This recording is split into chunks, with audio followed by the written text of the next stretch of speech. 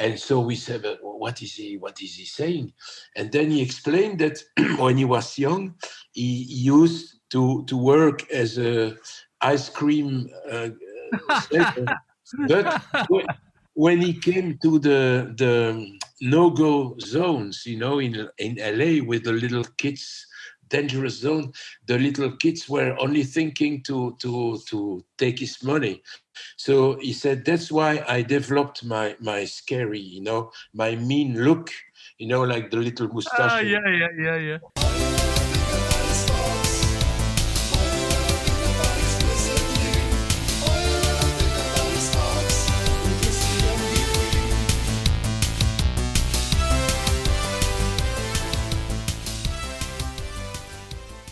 Hidely ho, Sparks Arenos! Welcome to episode 41 of All You Ever Think About Is Sparks, still the only, and therefore best podcast solely devoted to the musical career of Ron and Russell Mael, aka Sparks. I do need to add an asterisk after that long-running claim of mine, however. Although this may still be the only audio podcast devoted to Sparks, there are at least two YouTube series, at least, you must check out if you haven't done so already. One, of course, is Monty Mallon's Sparks, Art and Entertainment, and the other is Paul Barrett's Meta Sparks. I've said it before, but I can't recommend them enough to you guys, and they're going to have cool insights and cool ideas and cool guests that you just won't find here. Yet. This episode, I'm joined by the lovely and talented John Ashdown, UK-based dance music producer and all-around cool gent. John's best-known musical outfit is Christ on a Bike, and he has new music out. In fact, as a personal bonus, John's even entrusted me with remixing one of his new tracks. We'll see how that goes. For this ep, we're going to flip a few pages of the calendar back a bit to 1981 and finally get down and dirty with the immortal collaboration between Sparks and Belgian technopop group Telex, the album Sex. Better known by the Queen Victoria-approved title Birds and Bees, Telex's third album was the only time in the Belgian group where they really collaborated with outsiders. And even then, it seems that Sparks' input was limited to Ron's lyrical contributions. Every song on the album Sex features original lyrics by Ron Mael, and the result is a very Sparksian-sounding creation. In fact, I can't help but think of what could have been if they had just swapped all of Terminal Jive, minus When I'm With You, naturally, out for this album, note for note, and then simply replaced Michelle Moore's French accent English singing for Russell's American vocals, and then slapped the name Sparks on the LP, called it a day. But, of course, this isn't really a Sparks album. It's Telex's music with a Ron Mael point of view. But you can tell the collaboration had a focusing effect on the Belgian trio. Telex's songs never sounded quite as catchy or assured or as fully formed as they do on Sex. But I'm going to let past Christian and past John take it from there. This is going to be another two-parter, not a four-parter, relax. After this short series, Monty joins me once again as we finally delve into Sparks' 1983 album In Outer Space, which, by the way, was recorded in the very same studio in Brussels as Sex/Birds and Bees. And now, dance, goddammit.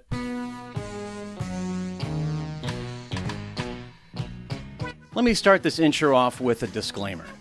I had a hell of a time finding much content about Telex in general, let alone their 1981 album Sex, which was the only time Telex and Sparks really collaborated on a project. Part of the problem I encountered when sifting for Telex content is my complete ignorance of the French language. The vast majority of interviews or biographies I managed to unearth weren't in English, and I just don't have the ambition to try to translate audio from French to English, even with the magic of the modern internet. Apologies to my francophone listeners. So, I had to lean heavily on a very small handful of sources, mainly an episode of Martin Ware's excellent podcast, Electronically Yours, an English-translated version of the late Marc Moulin's website, Telex synth wizard Dan Laxman's website, and a couple of recent English-language interviews with Laxman and Telex singer Michel Moors. It's interesting, hearing the guys in Telex talk about the kind of music that they set out to make and the image they wanted to portray. There's a lot of overlap between where they were coming from and where Sparks were coming from.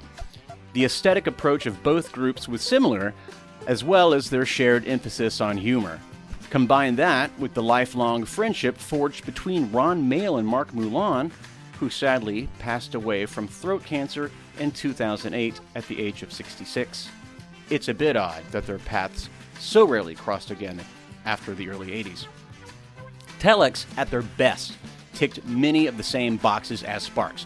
They were playful, arch, ironic. Their music often juxtaposed the sexy rhythms and sounds of dance music. Their lyrics were far from sexy, especially when they were singing about sex. They enjoyed subverting the form of pop music and subverting expectations of what a pop song and a pop group should look and sound like. They were also immensely talented musicians, particularly keyboardist Moulin, who enjoyed a career in contemporary jazz music both before and after his time with Telex. But outside their native Belgium, and to a lesser extent the better part of Western Europe, Telex never enjoyed the level of international recognition Sparks has enjoyed over the years. And that lack of sustained attention to their career seems in part by design, in retrospect. Telex managed to turn heads and even get bodies on the dance floor for a brief moment in the early 80s. But as the individual members will tell you, Telex was more of a shared project among the three Belgians, rather than the focus of their professional lives. Telex only ever released 5 albums. Actually, scratch that. They did come back after an extended hiatus, and they released a 6th album of covers in 2006. The first 5 albums in their first run all came out between 1979 and 1988, and the first 3 of those were all recorded before 1982. During most of their careers, they kept holding down their day jobs, in a sense. Dan Laxman started his career in the early 70s as a music producer and engineer, jobs he maintains to this day. Marc Moulin's career in jazz resumed after Telex faded as an active enterprise in the late 80s, and he remained active until his untimely death. Michel Moors was and is a journeyman singer, musician, and sometimes producer. There was a vast amount of talent on display with Telex, much more so than with many other early electronic pop acts. Phil Oakey of the Human League once bragged that he was more punk than punk bands of the day because while they would play only 3 chords, he would only use 1 finger. The same could be said of Laxman or Moulin on a number of early Telex tracks. However, while Oakey was hitting 1 key on his synth at a time because he lacked the training to do more, Telex only ever did the same because of a strict sense of discipline. Moulin, in particular, was a keyboard maestro. Their songs were catchy and danceable, too. Their marriage of the brutally precise beats and melodies of Kraftwerk with the playfulness of Europop and disco caught listeners off guard when their first hit single, Moscow Disco, came out in 1979. Inspired in large part by Kraftwerk's Trans-Europe Express, Moscow Disco was a minor dance floor hit. The rhythm track to the song in particular impressed Kraftwerk themselves, since while the German technopoppers had settled for hacking early drum machines to get their percussive sounds, Telex built their beats from scratch on Dan Laxman's Moog modular, an impressive feat. But like the dog that finally catches the car, Telex wasn't sure what to do once they started to get traction. They were never keen on performing in public and seemed almost totally uninterested in pop stardom. In fact, one of the defining moments of Telex's career was their reluctant appearance on TV as part of the 1980 Eurovision contest. Telex's manager was adamant about the group performing on the program and entering the contest, with the conviction that their participation would increase the band's profile and help to sell records. As it would happen, their turn on Eurovision served both of those purposes, although to an outside observer, Telex seemed to do everything they could to prevent such an outcome. The music they were making in those early years simply wasn't built to play live. And besides that, they all felt like they were already too old and ordinary looking to pass for pop stars. Although Telex eventually gave in to their manager's insistence, what transpired on Dutch television the day of their Eurovision performance was one of the more legendary piss takes in pop music history. The song they wrote for the contest was almost embarrassingly simplistic, with postmodernist lyrics that were as banal as they felt the contest was itself. "Celebrities are worried," sings Michel Mours in French. "They wear makeup, smoke a cigarette before you go into the hot seat. Eurovision, Eurovision, Eurovision." Of course, he pronounced Eurovision in the French Eurovision. Please pardon my French. Literally. On stage, they mimed their instruments and lip-synced the words just as they had been instructed to, just as all the other acts did. But instead of giving a performance, they gave more of an anti-performance. The bearded and bespectacled Moors, dressed like a dour schoolmaster, made minimalism look busy. A simple flip of a palm from down to up would punctuate the end of a verse. The climax of his choreographed routine was the reveal of the left inner part of Moors' scarf, followed by the right.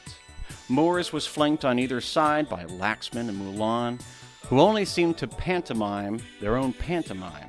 Moulin, for his part, was playing silent jazz chords on the keyboard of his monophonic synthesizer, a disaccord that was likely noticed only by other synth players who happened to be tuned into the TV that day. The aversion to the limelight is probably the deepest difference between Telex and Sparks. Ron Mael's sedentary, scowling aside, Sparks wanted fame.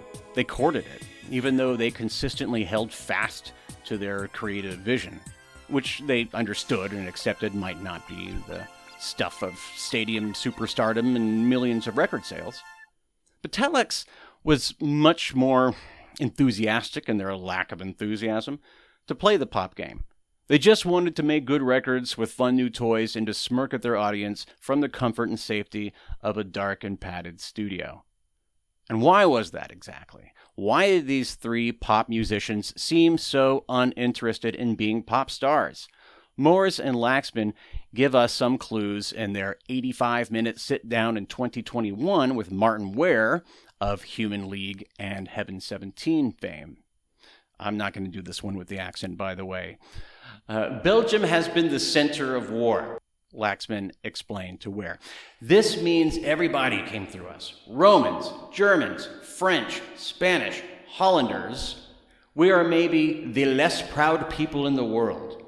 When asked by Ware where Telex's humor came from, Laxman offered, "Either you make suicide or you have some kind of humor to navigate, you know."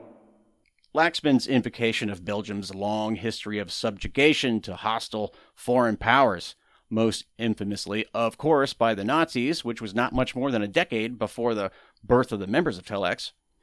It all points to a learned response among Belgians over the years of preferring to remain inconspicuous, a bit like the earliest mammals in the millennia following the demise of the dinosaurs, as if doing your best not to stand out from the crowd was the result of shared trauma across an entire nation and was something that you did to survive.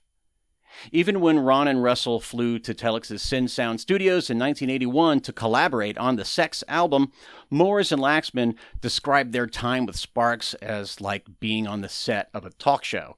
Both Ron and Russ seemed larger than life in their presence. Laxman recalled the atmosphere being somewhat tense, with the brash Americans in their quiet studio space. But the mood changed after one memorable moment.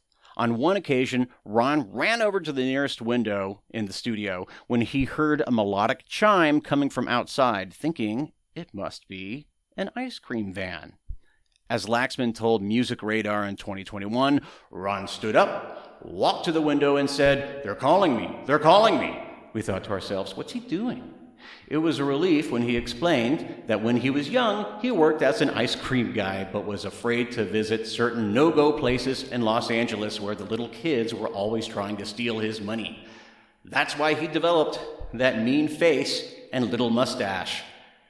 We thought that story was funny, and from then on, it was very relaxed in the studio.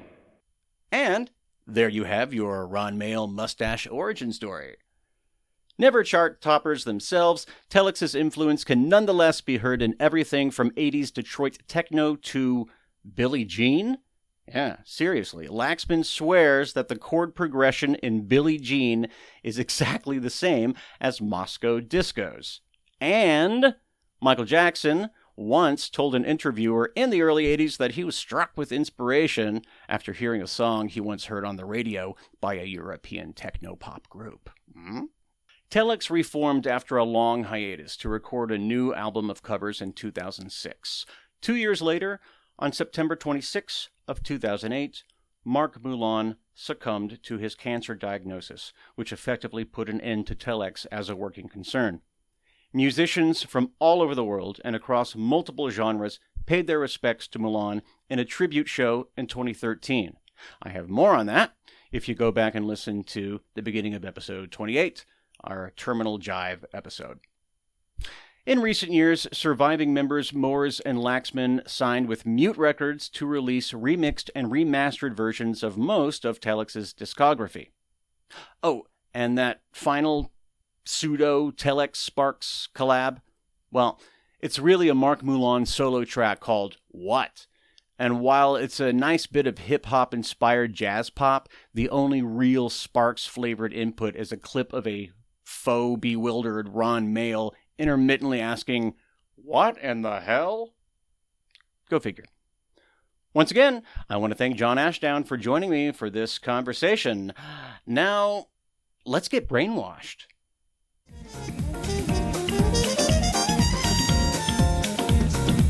What the hell is going on?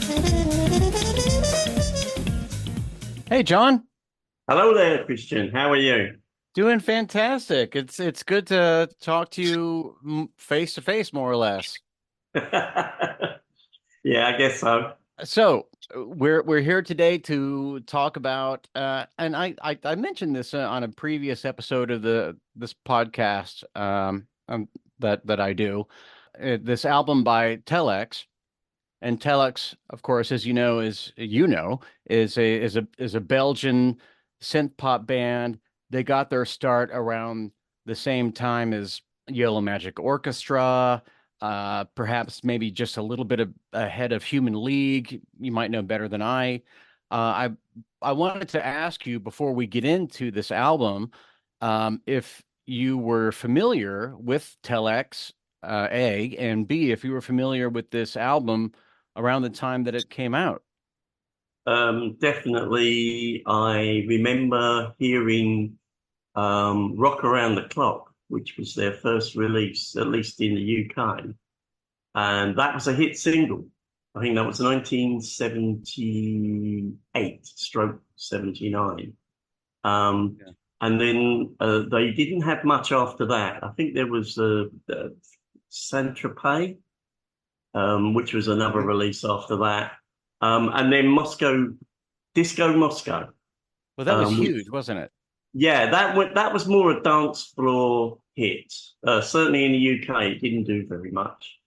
But then the album that really got me was Neurovision, which was released in 1980 by a pure, I don't know whether they meant to do it, but pure fluke, they reckon. They actually won the Belgian entry for the Eurovision Song Contest, right? Which means you guys, in the States, you don't really course, that means nothing to us. Yeah, exactly. Yeah. I mean, it's weird now in that you've got people like Israel and even more weird Australia in the Eurovision Song Contest. Right. How the hell does that happen? In any case, so yes, that second album, when they put the single out of Eurovision just before the competition, I heard it, immediately went out and bought it, and I thought, this is brilliant, because it literally was them pastiching, really, in a way, taking the pee out of the Eurovision Song Contest, and yet it was the Belgian entry. And that album is really, really good. It's their best album. I know I should be more vying towards the Sparks related one, but it is their best album in my opinion. And it's got some fantastic tracks on there. Even better than the Eurovision song, which actually was really good. And yet their intention was to come last. Right. They said if they don't win it, which they said, I understood that. No yeah. chance, they wouldn't from what I read, Portugal rated them. I can't recall. Portugal gave them 10 points. Portugal gave them points, so they didn't come in last. Yes. So they, which, and as you said, the lyrics in the song were completely taking the piss out of the entire proceedings. Yeah. The whole idea was to throw it into a light to say, well, it's all about open borders, but really it isn't, is it? We're still a little bit stuck with what's gone on in the past, Right. But nonetheless, it was a really, really good tune. And the guy who won from Ireland actually said their song should have won. He said, if I don't win it, you should. And they said there's no chance of that. That's didn't think they would win it. But and then on to the Birds and Bees stroke Sex album. I wasn't aware that it had been released in 81 because it didn't get released until 1982 here. Right. And it was retitled as Birds and the Bees because they thought calling it Sex was a little bit too over the top. A little too over that. Which, by the way, I think this merits some sort of aside that the only territory where they renamed it Birds and Bees was in the UK. Yeah, I would think if anywhere it would be in the US. Yeah, but there it was, and so that came out a year or so after the original release of Sex. That's right, 82. They released the first single was "Haven't We Met Somewhere Before." Right. Which is brilliant, and it's, to me, that is a Spark song. It sounds like a Spark song. Yeah. I mean, you could literally have had that directly after what they did with Giorgio Moroder, and that would have followed on nicely. And it's a really, really good song.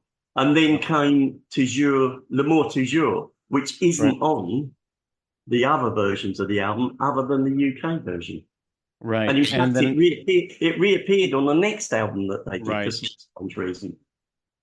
Yeah, it's a hard album to get your hands around because it went through so many permutations on the outset, and then on subsequent re-releases, and then many, many years later on remasters and remixes and that kind of thing. And we might get into that. But so you did when it was released in the UK as Birds and Bees, was that something that you were aware of and you picked up on when it came out? Yeah, definitely. I mean, I had the single, which I can show you, but yes. Here we go. Yeah, here we go. This is why this has to be on YouTube from now on. I know. That's the single, the 12-inch single. That's Haven't We Met Somewhere Before. Haven't We Met Somewhere Before. Beautiful. Yeah. That's great. No, and the Dummy, and the B-side is Dummy, and Exercise is Good for You. So then the next single was, as I say, was L'amour toujours. Then they released Birds and Bees. I didn't know anything about an original version, about an 81 version. So over here in the UK, that's what we thought was the album released in that year. Was there much, of an awareness of Telex? I know there was an awareness of Sparks, obviously from 1974 and so on with the Island Records. Was there much of an awareness of Telex in 1982 of Telex? Probably a little bit later, no. But after they'd released Moscow Disco, that was a popular song played in Blitz, in the club where you had the original members of Visage, for instance, where it was really, really famous sort of club where the majority of your sort of new romantics developed from in London. And you had Boy George was there as a he used to run he was part of the Door or something or other. Wow. I think, or no, he was the cloakroom attendant. Was he? Yeah, he was there. And so you had. I wonder how many cloaks he stole. Yeah, so Telex was known then, but by 1982, I think they faded from popular knowledge of them. So this was a little bit of a comeback, but it didn't really chart as far as I remember, either the singles or the album. Yeah. Oh, sorry. I just wanted. So I looked into it because I was asking the same question. How did this album chart? And I couldn't come up with any good information there. But I wanted to give just a little bit of background into as to how this came to be, because I was very curious myself. And I'm sure you've heard about Leo. There's a yes, Lilo. Lilo, Lilo, Lilo. Oh, she was the artist that had a massive hit. Misspelled. Yeah, she had a massive hit in France, and it was she wanted to work with the Mael brothers, and she had them do some songs for an album, and then she wanted to do a whole album with them, and that's how they got introduced to the Mael brothers by Lilo in Paris. They were introduced, I think, to Marc and to Dan Laxman, who were there. And then this is where the invitation came to do an album with Lilo at Synth Sound in Brussels, which was the Telex studios at the time. So it was by way, my understanding, by way of Lilo, the Mael brothers got to meet the Telex guys in Belgium. Right. Okay, so that's how that went. Okay, yeah, they met them in Paris, and the talk was about doing the second Lilo album at the time, and they were then was meant to meet up with Lilo in Brussels, but she didn't turn up. Yeah, you and I heard the same podcast episode of there's a Martin Ware. Ware, yes, thank you. Yeah, Martin Ware of the original incarnation of the Human League and Heaven 17, and he did make mention of that. I guess she was, according to Dan Laxman, she was burned out. Whatever. Yeah, a little bit fly by night, as we would say. She you go. A little bit away with the fairies. Right. Yeah. Well, you're allowed to be at that age. So, I guess then I put it at around the time the Mael brothers were recording with Marauder, Terminal Jive, perhaps. Yeah, it would have been just after that. So they met up in 1981. Right. But they met Lilo, and she introduced them to Telex in 1980. So I'm assuming they were around, possibly going back and forth doing work on Terminal Jive. Yeah. But this sort of meetup that was meant to happen with writing lyrics for an English version of an album for Lilo just didn't happen. Yeah. And they were there. And Telex said, well, let's go ahead and do something with us, because they were part of the way through doing Sex, Stroke, Birds and Bees at the time. Right. So I'm guessing that the music was pretty much composed before Russell got from what I've read.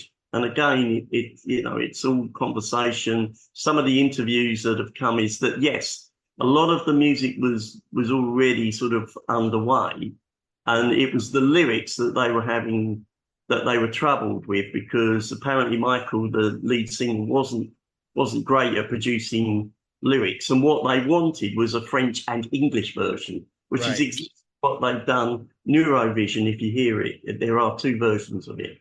Right. Rather like Bowie did Heroes in English, French, and German. Yeah, of course.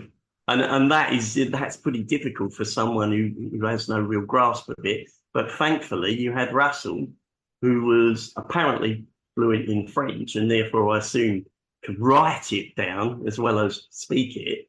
Yeah. So that must have really helped. And at the same time, they were able to coach Michael with his phrasing and his singing in terms of the English parts. I would have assumed. I wouldn't have thought he'd learn how to sing in French. Yeah, I would be so curious to know if there were any prospective lyrics, there on hand before Ron and Russell got there, because when you hear the songs, first of all, if you've gotten yourself immersed in a little bit of Telex, then it sounds like Telex.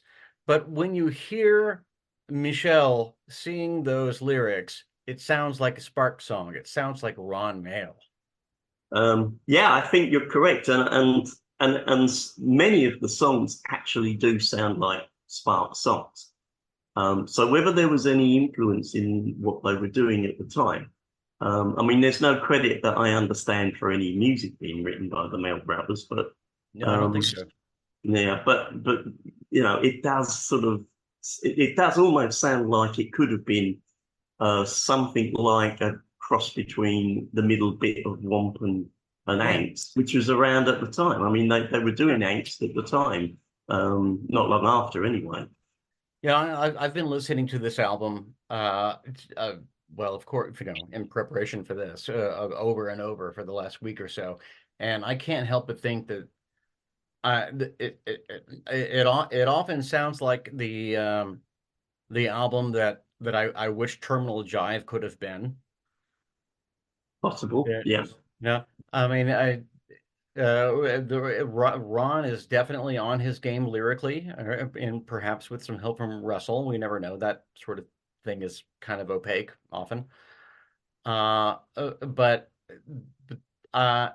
just the pop sensibility of these guys is just so on in this record. Yeah, I'd agree. I think and I guess that's all them.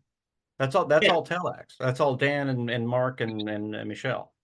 Yeah, they write from the point of view of it's pop, but often they meander into bits of jazz because that's their background. Right. And you get that sort of that left field type of songs every now and again. They're a little bit different from the norm, but there's a pop sensibility, no doubt about it, right the way through. Yeah. You only have to, listen to many of the earlier songs that they did, particularly on Neurovision. And this one, admittedly, I'm going to mention the songs that the Maels weren't involved in. But if you listen to Matahari, which is on the English LP, but not on the everywhere else worldwide LP, it's brilliant. And it was a single as well. It's really, really good. Was that a single? I think it was. I think it was a single. Of all places, it was a single in Germany, but I'm sure of it, which is hilarious. There's a lot of irony there. The storyline. But actually, if you listen to the song, it's actually not about Matahari. It's about someone who's like Matahari, who lies constantly, who tells stories and is viewed as being like that, which is again very Ron Mael. It's very Ron Mael. Yeah, I'm glad you brought that. I'm glad you brought that up. So yeah, when this album was re-released, when they signed to Mute, Mute re-released this record. And I know they included, we'll get to this later, but they included the song Dummy, which I think was just a B-side earlier in 1981. I don't know if they included Matahari, but I know that they should have. And I think that there were some releases of Sex, Stroke, Birds and Bees that included it. But when I first heard it, which I was not long ago, a couple of weeks. It sounded so much like a Sparks song that I thought it belonged completely. In fact, I couldn't help but think about a recent Sparks song. Oh gosh, was it just came out on the last oh gosh, what was it? On the last album, Veronica Lake. It reminded me of Veronica Yeah. Lake in the sense that it was referring to this beautiful historical, figure, but also not not just her. Yeah. It could have been, someone, who's like her in some ways. Yeah. I Yeah. agree. Yeah, that was really cool. Do you mind if we go through the album like track by track? Is that something that Yeah. we can Definitely. do? I know that's the procedure with Monty. So It's the procedure we got with I, Monty. I have to put my Monty hat on. So Okay. All right. Put the Monty hat I on. don't have the right beard and everything, but we can carry Well, on. you should have. Well, all right. Well, next time you grow the Monty beard, you're going to see it. All right. Yeah, we kind of discussed this a little bit. I'm leaning on sort of our main text being the original release of the Sex album, and so that would be what they released in 1981 in and the U.S. and Benelux and other places. However, as I said, I also really want to talk about specifically after that Dummy and Matahari. And then if you have anything that you want to say about the other songs that were released on the 1982 version, and oh, and by the way, I've got to step aside for a moment. So when that was released, the 1982 version, I mean, they tacked on so many songs that had to have been a double LP at least. Yeah, I never saw that. Obviously, I only bought the single LP. As far as I know, Hmm. um, the double never got released in the UK. If it did, Okay. I Okay. never saw it. Yeah, because I mean, here I am with my 2024 technology, trying to pull up the entire double album as it was released, and I could only pull up a handful of the tracks from that. So I was curious. Yeah, I've got a version that I download that has, I think it's 21 songs, Oh, okay. and that is I think the full list of what was then released around the time, I think maybe 2008. There Oh, was a was it? re-release of the whole thing. Yeah, Okay. it was Yeah. re-released again. So that might be the reason why Mute don't hasn't put everything on there, because it's been put out previously, and this is just what they selected was Right. best to go out for each of the albums. Yeah, my understanding after listening to that interview with Martin Ware is that well, I mean, they're being very selective about what they're re-releasing and remastering, and this is a Telex, I mean, and this is a process that they've been doing over the last 3 years or so. So maybe that stuff hasn't, just been out there recently. Yeah, I mean the 6 box CD is out, Yeah. and the vinyl, so it's there, but from what I understand, it doesn't necessarily have everything on it. Okay. So it may be that they've been selective about particular songs in the remastering. I'm reading right here from Discogs that the album was recorded from December 80 to May 81, mixed August 81 at the Sin Sound Studio, Brussels, Belgium. So that would maybe even be a little bit after Terminal Jive by, a month or so. Yeah, yeah. Curious. Yeah. I think you're right. I think it was probably around the time that they were going back and forth with Womp at the time. Yeah. Can I get into the before we get into the songs, can I talk about the album artwork? Because Yeah, it's really cool. And when I first saw the album artwork to Sex, and you have it right there, it looks like. There it is. Yep. Raise it up because I don't have it. Oh, that's fantastic. That butterfly is great, and yeah, and it's so evocative of like, youthful innocence, and then this, that's wonderful. Yeah. Um, But the 81 versions, the non-UK ones, actually really show what it was meant to be about, Good. sex. Whereas, the version that we got here is just meaningless in a way. A butterfly next to a flower. Yeah, okay. So, I thought that was the original. Yeah, I mean the 81 one I think is a bit better. This is larger than the Mhm. version that I've seen that many that are out in 81. Yeah. But I'd have thought there'd have been a bit more obvious about, if they called it sex, why not have Yeah. something a little bit more obvious? And it was Kind quite of, yeah. down.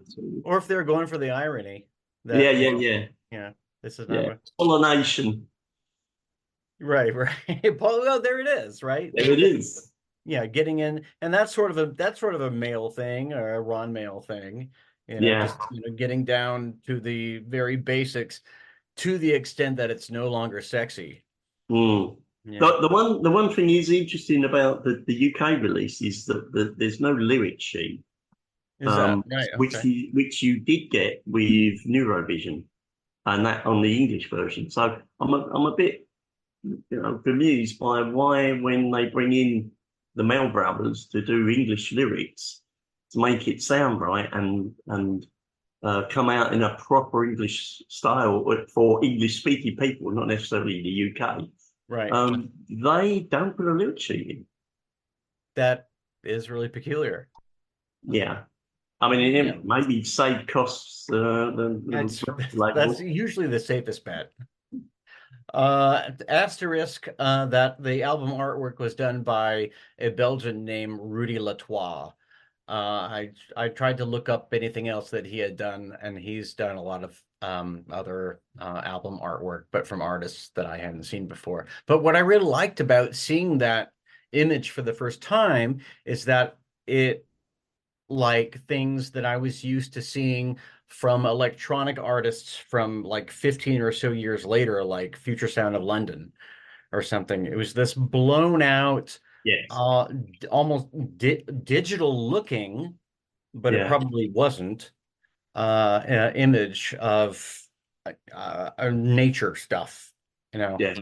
Yeah. Yeah. I know what you mean, because in the early 90s, you got a lot of computerized graphics used for videos because um, it was nice to sort of show this sort of druggy, Yeah. spaced out look on most of the techno stroke acid house type songs, and you've got people, as you mentioned, Future Sound in London, Prodigy did it. Oh Quite a yeah. number of people had those sort of video images. Yeah. Yeah, totally. All right, well let's get into it. Okay. So the album starts off, I guess, in all versions with Brainwash. No, it doesn't. But No, it carry on. doesn't. Oh, you got me. This is why I don't do this alone anymore. Yeah, right. No, but carry on, because we're talking about your version. We'll get to my Well, okay, version sure, later. fine, why not? Okay, so the US version, and from what I understand, the Benelux version begins with Brainwash, That's correct. um, which has this really great stuttering bass line, fantastic groove that I cannot believe was not done with a sequencer, but Um, apparently it wasn't. Yeah, yeah, and I think they talked about the fact that when they first started out, they didn't have a sequencer, so they were literally putting bits of tape or whatever it is that they managed to program bass and drum lines too. So Yeah, interesting. yeah. Because I know from the interview, I think it was one of the electronic magazine ones interviews.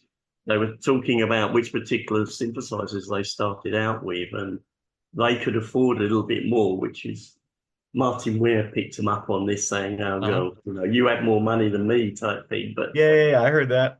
I mean, they made their money out of the royalties they got from one of the songs that was a big hit called Coconut. Oh yeah, sure. It was, Which is yeah, sort of their twist on popcorn. that's right, Popcorn Yeah, Hot Butter, yeah, a massive 1972 hit. yeah. Oh, that was fantastic. Yeah, I heard about that. So they got a lot of royalties from that then, and Yeah, they were able to apparently buy those. that's what got them into buying newer synths to work with. I think Yeah. hold on, wrote it down. They started off with, yeah, that's right. It was Dan Laxman who went out as polyphonic synth, and he Okay. had a big Oh hit. yes. And he was using. Yeah, he got a Moog Poly. That's it. He bought Yeah. them Poly. Polymoog. Yep, that's it. And then they moved on to yes, because they started out with a VCS3. See, Right. that's what they Correct. started with, and then they moved on to a modular Moog, and then they had one of the first vocoders. They had a what now? Vocoder. They had Oh, one of the vocoder. first Yeah, right. vocoders. You know, they use they make use of that vocoder a lot in Yeah. this album to good effect. I would argue. And yeah, one of the biggest questions that I had, and I haven't had this answered yet, and I don't know if I will unless or until I'm able to actually talk to someone who was involved in the recording of this, is what the gear was they were using on this particular album. Because I know that Dan Laxman started off, with that early modular stuff, and I, of course, the vocoders are in there. So I'm not sure what they were using here, except that I am fairly certain they still didn't have a sequencer. But I again, from the same podcast, that episode that we listened to, they made all of the rhythm sounds from scratch from a drum synth. Yeah. Which is amazing. And in some ways, it's kind of the opposite of what Sparks did with Giorgio Moroder in Number One in Heaven, where on that album, they had precisely timed, all of the all of the synth stuff, the 16th notes to 8th notes and whatever. But they just couldn't or didn't feel comfortable enough, I guess, with a synth rhythm that would be good enough. So they got a human drummer. Now with this album, Sex, all of that rhythm stuff is all synth. Yeah, it must have taken them so long to program. That's what I'm thinking. Yeah, I mean that must have been the majority of what they were spending their time on, just getting those tracks together. Yeah. To put the bass lines down along with the drum track and programming that was needed is really fantastic to think about. How long they must have spent just doing all of that. And we're not talking about a Kraftwerk thing where, yeah, at the time Kraftwerk were doing an album every 18 months at the time before they stopped. But they were doing a hell of a lot of tracks. They weren't just specifically just doing one song for a month. It was quite a lot of songs that they actually produced at that time. Hence the leftover songs that are added onto the CD versions. Did you get any sort of sense as to who was doing what within Telex? The only thing that it sounds like is that Michel didn't do much in terms of playing any instrument other than doing the singing. Now, I don't know if that's fair to say, but it sounds like it. Dan Laxman is always put down as the programmer. So Right. I'm guessing that he did most of the background, but then he also mentions that Marc Moulin, who's sadly no longer with us, did a lot of the actual rhythm tracks as well.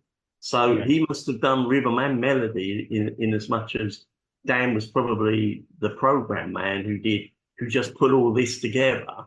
And where necessary was doing a lot of but the harder work in the background, while the melody work was being done by Marc Moulin. I might be being unfair to Michel in, I don't know if he got involved in any of the instrumentation stuff. Yeah, I'm not sure to be honest. And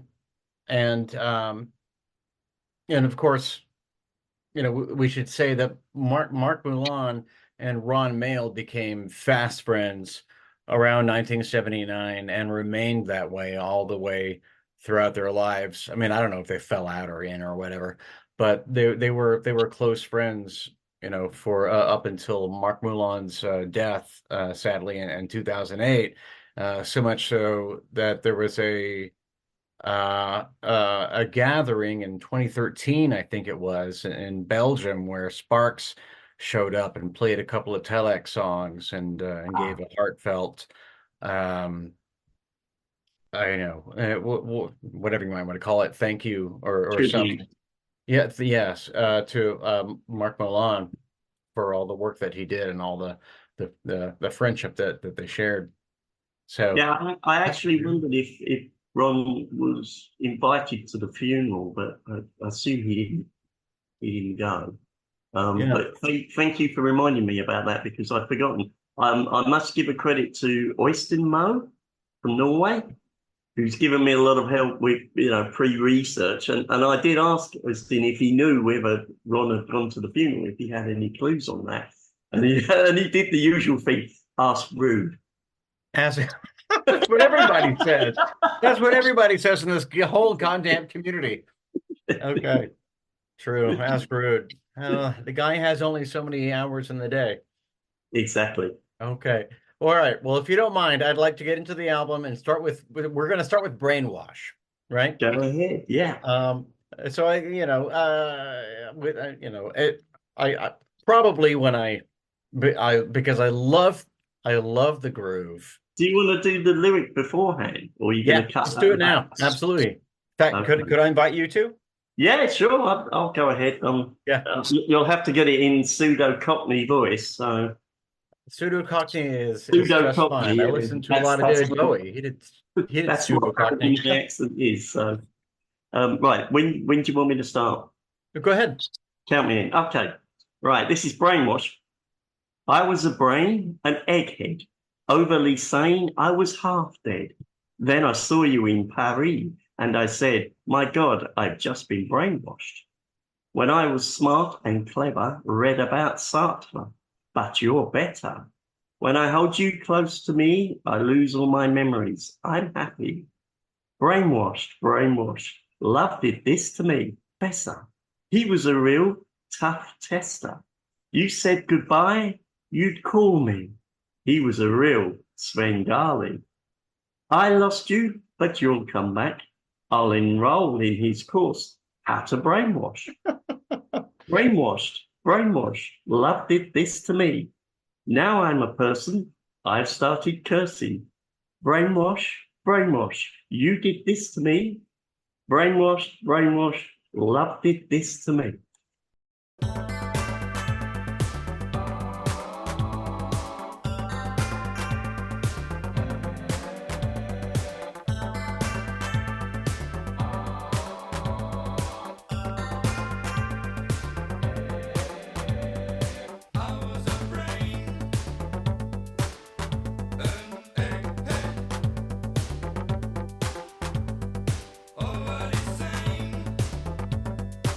I was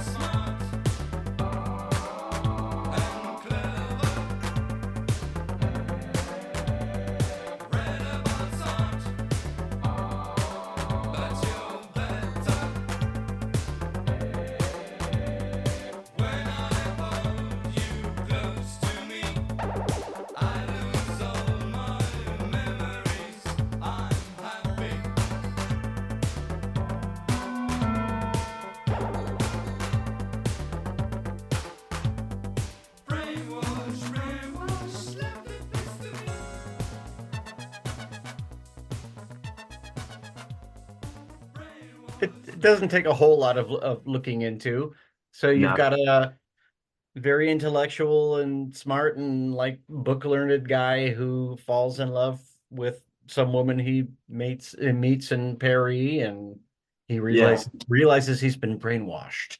Yeah, that's it. And it's like, the nerd gets the girlfriend, and then Right. he gets beaten by an even bigger nerd who is The the professor, who's yes. much more, who's much more able to keep his lady in not in check, but Yeah. more fascinated by him than this particular character who Ron has written about. And this is a theme that Ron comes up with every time, isn't Oh it? yes.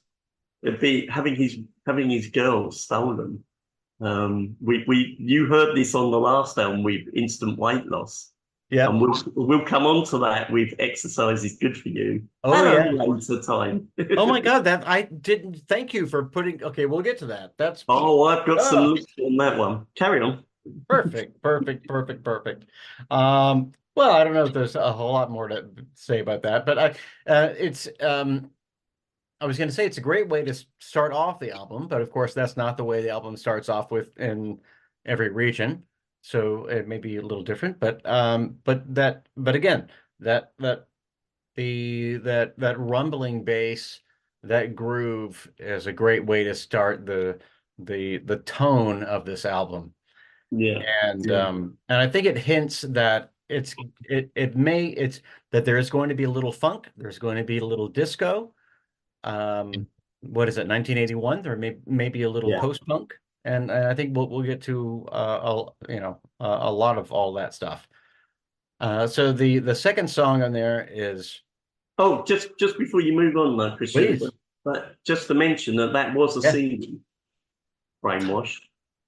it was a single. Yeah. And there is a special version of it somewhere. I haven't been able to get hold of it, but there is a version of it, a long version, Yeah. which so I'm assuming there was a 12-inch somewhere, Yeah. whatever countries it was in, and I'm pretty sure it was. But there's also another version that somebody has done, or a special version that was added on somewhere or other. Okay. Yeah, I remember reading that on at least one of the releases of Birds and Bees that there was a longer version of Brainwash on there. That I would like to find. Yeah, yeah, and I'm sure if somebody's got it, and there'll be the devotees out there that have got the Brainwash single, whatever country Yeah. they're in, and they've probably got the 12-inch and they're holding it in their crisp golden hands, going, "Ooh, that might be worth a lot of money." I know the three or four of you who write into me. Come on, this is where I need you. The people with every color of Beat the Clock, yeah. Oh, no doubt. Okay. So the next song that we have is Drama, and in the sequence of the album version that I've been listening to, it just works so well. And I wish Drama was the single. What's your take on Drama before we get into the lyrics? It's catchy, but it's obviously basically it's the anti excitement, exciting life. But it's Yeah, well, humdrum. I think that's kind of what Telex and Sparks are both, or at least at that time, were both kind of about. One of the things that, and I think Dan Laxman may have said this, but It was what they like, wanted to do was to, I'm sorry, was to suck the fun out of rock and roll and somehow make fun out of that. yeah, In the early part. yeah. Go Go on. ahead. I was going to say that's typical Ron, though, isn't it? Because Ron writes about the mundane. He Right. writes about the normal life, and he then blows that up into a beautiful song about how extreme it could be, just the normality of that life. Right, because I feel like what he's trying to do, and I feel like in a lot of ways what Michelle and the rest of them are trying to do is sort of cut through a lot of the bullshit so that they get to you and you, the listener, and your own experience. And I think that works well in a lot of ways in this album. And I think that this is one of those. And also, it's another one where it starts off with just a really cool groove. Yeah, It's like, and that's what they're all about. Telex do that. That programming, that bass line, and the beat, the way that they work them together. Yeah. yeah, and again, just knowing that a lot of this was played by Marc Moulin without any sequencers or anything like that is all the more impressive because he's got the beat and the rhythm absolutely down, I guess. So I'm gonna go ahead and read the lyrics for Drama Drama, and then it's very Ron. There's the alarm. There's my left arm. Extraordinaire. Gotta get up. Coffee and cup. Extraordinaire. Medium toast. Time to blow nose. Extraordinaire. Shower and shave. My name is Dave. Extraordinaire. Drama, drama, drama. This sure ain't Broadway. I got a car. It always starts. Extraordinaire. I got a heart. It always beats. Extraordinaire. Drama, drama, drama. This sure ain't Broadway. And I can't read that because I can't read French. What is that? Can you? I think it's six. Go on. C'est épouvantable. That'll do. C'est épouvant. C'est épouvant. I can't do it. I never. Épouvantable. Say it again. It sounds like c'est épouvantable. Épouvantable. This is what I get. I got a job, make a few bucks, extraordinaire. A weekend arrives, drink with the guys, extraordinaire. Drama, drama, drama. This sure ain't Broadway. Say it again, John. C'est épouvantable. Say it again. Say it again. Épouvantable. Épouvantable. Épouvantable. As an actor, this is important. All right. I got a girl. She is a pearl extraordinaire. She's not a snob. She's not a snob. Extraordinaire. Her eyes are blue. What else is new? Extraordinaire.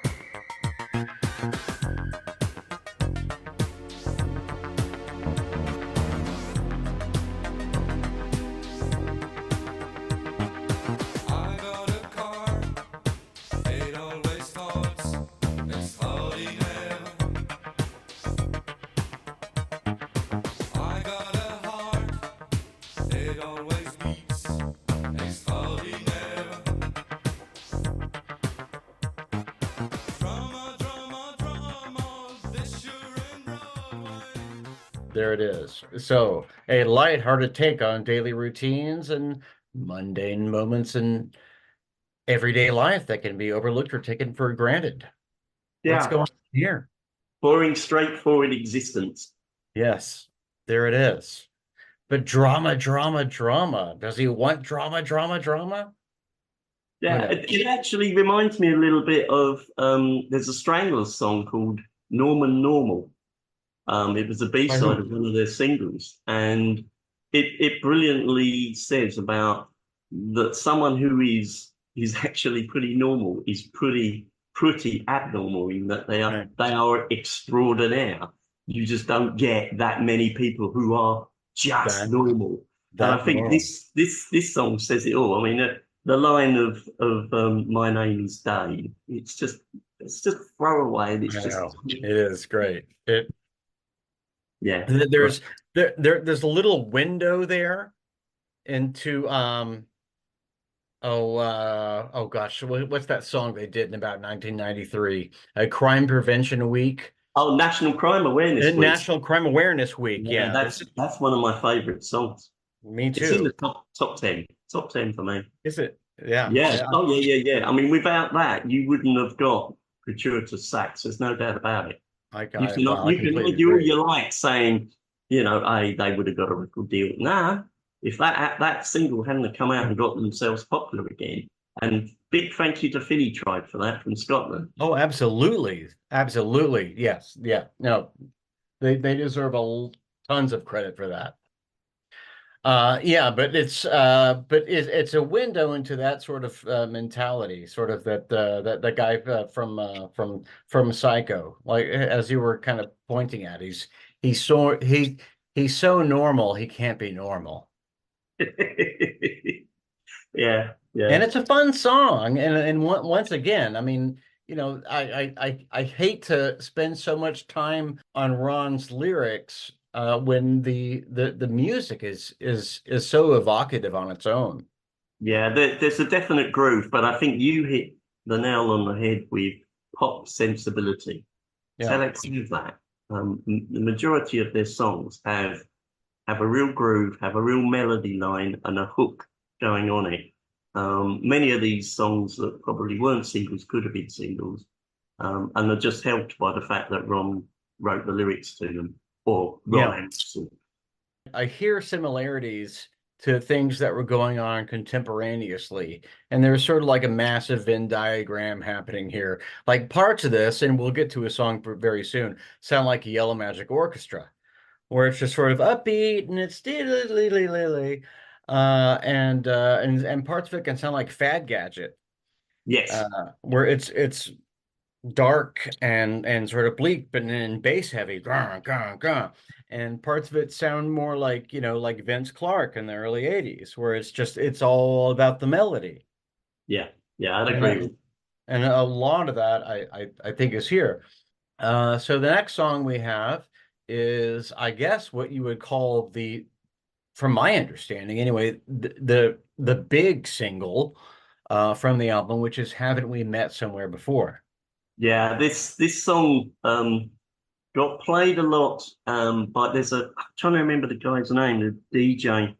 He used to DJ he'd do a DJ set before a lot of the old 80s bands would come on, like Blancmange, John Fox. I've seen him work for Oh, that. And this guy would play Haven't We Met Somewhere Before? And people would just stand there looking at each other and go, what's this? Who is this? and when? And I can count the number of times somebody has turned to me because I'm grooving away in the Yeah, audience. And yeah. who is this, mate? And I have to tell oh, it's Telex. It's that, haven't we met somewhere before? And they go, who are they? And I said, well, this was written with Sparks. And then you get, who are they? All right, right Oh, there. no. So, I got nowhere, no starting point. Yeah, yeah. But I mean, it happens, and it's quite strange that it's that particular song Yeah, that people are looking at each other. Who the hell is this? They know all the others. They know the Visages and the Spandau Ballet and the Duran sure. Durans and all this that might get played, and the Human League. But this came on, and they're looking around at each other, Yeah. and it's quite amazing because it's a really really good song. But as you said earlier, certainly in the UK, it didn't make any inroads at all. Clearly, this is the song they were aiming for having a hit. Mm, definitely, And definitely. and the more I listen to it, the more I think, that I think they deserved it. And I'm not sure why it didn't catch. I mean, I in those days, I understand why it would be hard for a band with not a lot of reach to make it, say, to North America, but I'm guessing because I just watched the video like 2 hours ago, and I'm like, wow, I could be watching, Depeche Mode from 1982, and this sounds just like it. And why wouldn't this have as much of an effect? Yeah, I don't think there was enough promotion done on the album, at least in the UK. Yeah. Um, and if they weren't here to actually do any live sets and you know PR jobs, then it wouldn't have got the push it needed to get it up there in the chart, No. particularly at the time when that's when videos were up there, but you still needed to be around to do the press talk and press a Of course. few hands and all that sort of stuff to get And you. this was something that famously Telex, they were not interested in doing a lot of No, well, promotional stuff. They never played live, as They far as I never, know. is that true that they never played live? As far as I know, they never actually played live, other than they may have played live, perhaps in the studio or something. They didn't Right. play live on Eurovision. They complained about that on the Eurovision contest. I think that they didn't mic sync because they had to sing it, but it was pre-recorded. It's a shame to me that these guys who I thought had the creativity and a similar sensibility to someone, say, like maybe the Pet Shop Boys. Maybe they weren't quite as like visually artistically inclined, but they could have found an audience touring, and they just chose not to take that route. Yeah, but then the influences from Telex is still there in that you got the Detroit techno scene picked up on Right. as much as they picked up on Kraftwerk Absolutely. and the British New Romantics and so on, the synthesizer Yeah. bands, synth bands. But Telex were one of those. Yeah. Definitely Rock Around the Clock they picked up on when it first came out. So they weren't a band that was not known. They just didn't want to play the game, Right. of constantly touring an album and doing press the flesh with everybody. They just Right. Yeah. they They just couldn't be Queen. no. Uh, So, well, since we're doing this, and I've made a think about this, I'm going to go ahead and read the lyrics. Go And ahead. do you read the lyrics for the next one? Oh, no. Haven't we met somewhere before? Haven't we met somewhere before?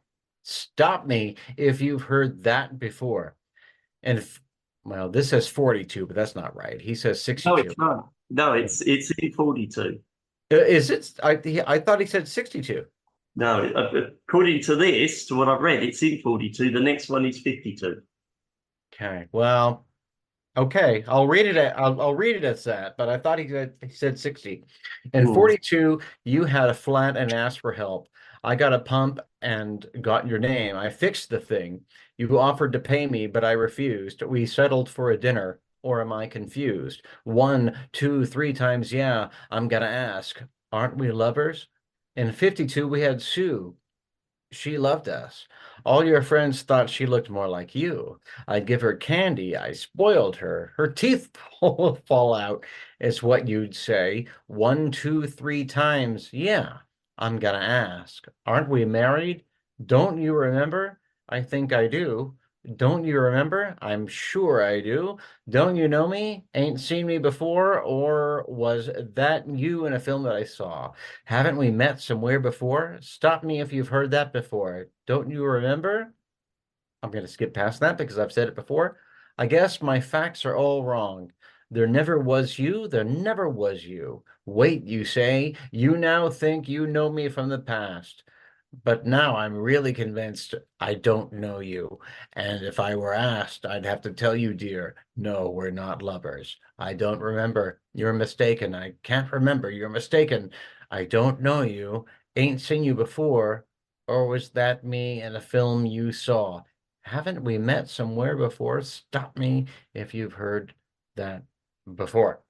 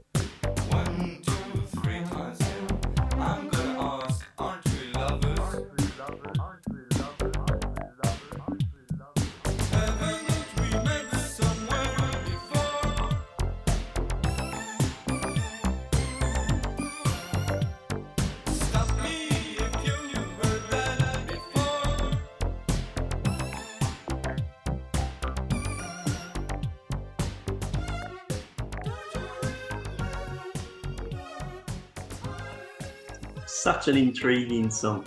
It's intriguing, and I'm like wondering for a moment. And I do this every time I record these episodes where I read all the lyrics at once, where I never have before. And I'm like, is there like a sci-fi element to this? I think you find yourself getting yet another interpretation of it, isn't Well, it? that's for sure. Uh, I mean, the first thing that I was thinking of was Yeah. it sounds a bit like Here Comes Bob. It's that sort of somebody slinging a line. Okay. Yeah. Here But comes in Bob. this case, It's the Bob character. not crashing into them to get a date. Sure. Yeah. Yeah. I mean, well, I started off, listening to this song, and I just figure it's an awkward guy at a singles bar hitting on a lady, and he delivers a line, and then he delivers a sort of self-deprecating and also sort of self-acknowledging line about what he's trying to do. But then it gets into the rest of this story about in 42 and 52, and at that point I'm wondering, well, is there some sort of a sci-fi story here that I'm not privy to, or is he referencing some other literary thing that I'm not privy to? Yeah, you could be right about this 62 because I'm trying to remember. I swear it sounds like he's saying that, but yeah. But I mean, it makes sense that it's in 42. He she has a flat. That's how they meet. In 52, apparently they have a daughter. Now, to my mind, this is all a chat up line to the point where he suddenly realizes, right, I don't really fancy this girl, and so he's backing. This is during the chat up. Saying, no, you made that up. You're the one that said you know me, etc., etc. Right. And he's trying to back out of it. Again, it's a bit like Black Sheep Strobe Light Honey. If you've ever heard that song, where he meets a girl in the bar and he thinks she's great until he sees her in the light and he goes, "Oh my god!" What's the song? And then it's him trying to tell the lady, "Go and get me a beer. Go and step outside. Go and have a cigarette. Go away," sort of thing. With being nice, It's like that, I think, in some way here. Halfway through. Lyrically, it just, this could not be more Ron Mael, and it's very Ron Mael, like in sort of like the Tits era of Ron Mael songs, which is great. But also, and I hate to divorce this from the music, but it's a great tune. It's brilliant. It's a Sparks song to me. It's almost like it could have been a Sparks single. I think so. I really do. There is so much influence in it because lyrically, it probably forces the music to work with the lyrics if that's the case. So this is again, and I don't know if I'll ever get a straight answer to this. If there was a back and forth between Ron and Russell and the Telex guys. Yeah. About how the music was going to go. My current understanding is that the music was composed, but it does feel like a Spark song, and that may just be sort of kismet that they just happen to be similar spirits. Yeah, I'd agree. And the song itself, the way it's pitched. It makes a superb single, and it was really astonishing that people didn't know it here. When I was at some of these concerts, and the guy played it again and again. Every concert he was doing a DJ set, he would play that song, and people were astounded. So it's a bit of a shame that it's one of those unknowns, or it's slipped away. People have forgotten it. Did you watch the video? I didn't see it the other day, and I honestly sort of deliberately not wanted to go back too far on these things, particularly video. The way that they interpret it, you just don't know whether they're interpreting the lyrics in the right way or anything. What did you think of the video? there's a lot of shots of the band members, in close up and medium shots and whatever. And then it cuts away to these shots of like jellyfish.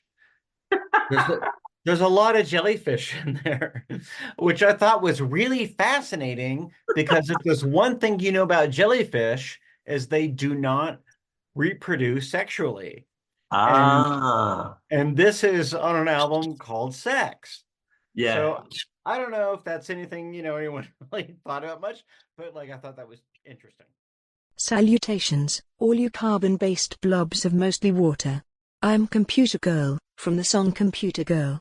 Christian and John will return with part 2 of their idle, primate chatter in a couple of weeks. In the meantime, it would be most logical to upload into your electrical meat drive the digital rhythms of Christ on a Bike, John Ashdown's musical outfit. Simply set coordinates for christonabike.net on your intelligence machine, and I am confident your primitive mind can take it from there. Cheers.